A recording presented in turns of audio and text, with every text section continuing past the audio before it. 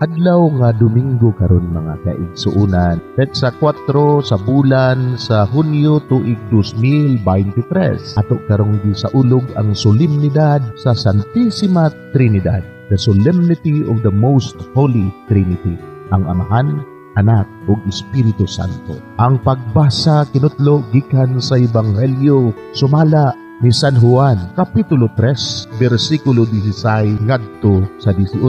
Kay gihigugma pag-ayo sa Dios ang kalibutan, ug tungod niini gihatag niya ang iyang bugtong anak aron ang tanan nga motuo kaniya dili malaglag kundi makabaton hinuon sa kinabuhing dayon. Kay wala ipadala sa Dios ang iyang anak nganhi sa kalibutan aron pagsilot kundi aron pagluwas niini. Ang tanan nga motuo sa anak dili silutan, apan kadtong dili mutuo kaniya gisilutan na kay wala man siya mutuo sa bugtong anak sa Dios.